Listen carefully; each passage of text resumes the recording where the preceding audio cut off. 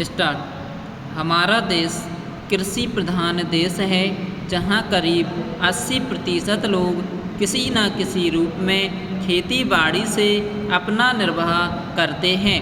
यदि आप एक किसान के जीवन पर दृष्टि डालें तो आप देखेंगे कि उसका खेत बड़ा हो या छोटा, वह और उसका परिवार साल भर बराबर खेती के काम में व्यस्त नहीं रह सकता।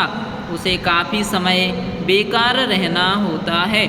दूसरे रोजगार की खोज में वह अपना घर छोड़कर नहीं जा सकता, क्योंकि खेती के काम में कभी कभी निरीक्षण की आवश्यकता होती है। यदि बेकारी का वह सब समय जब किसान व्यस्त नहीं होता खादी तैयार करने के काम में लगाया जाए तो देश भर की आवश्यकता के अनुसार खादी मिल सकती है। पैरा, ऐसी आवश्यकता में कोई भी कम मजदूरी का प्रश्न नहीं उठाएगा, क्योंकि यह काम तो ऐसे समय में किया जाएगा जो बिल्कुल खाली होगा।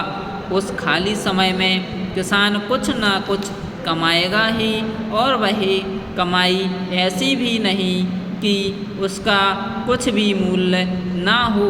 काम से काम में वह अपने कम से कम वह अपने लिए तो इतना कपड़ा तैयार कर ही सकेगा जिससे उसको बाजार से ना खरीदना पड़े।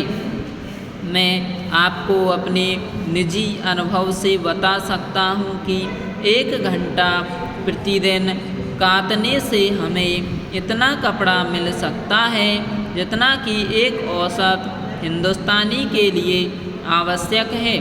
इस दृष्टिकोण से देखा जाए तो सस्ते महंगे कपड़े का प्रश्न ही नहीं उठता, क्योंकि खादी खाली समय में किए गए श्रम से प्राप्त हो जाएगी। खादी के संबंध में यह एक तथ्य है। पैरा, हम जानते हैं आदमी सदा काम नहीं करना चाहता, कभी कभी उसे खाली बैठे रहना ही अच्छा लगता है। परंतु इन सब कठिनाइयों के होते हुए भी मैं सोचता हूँ कि खादी का प्रचार और विस्तार असंभव नहीं है।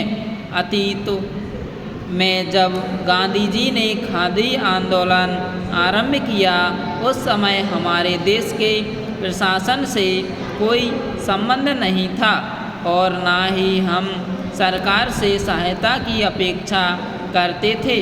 फिर भी देश में एक ऐसा वर्ग था जो बराबर खादी का प्रचार करता रहा। वह वर्ग आजकल भी विद्यमान है। हम चाहते हैं कि जनता के अन्य वर्ग खादी अपनाएं और हमें प्रोत्साहन दें। मुझे प्रसन्नता है कि वित्त मंत्री महोदय ने हमें सरकारी सहायता देना स्वीकार कर लिया है। पैरा, एक प्रश्न यह उठाया गया है कि महिलाओं की साड़ियाँ बहुत महंगी पड़ती हैं। मेरे विचार से मैं यह प्रश्न प्रासंगिक नहीं है। मैं नहीं सोचता कि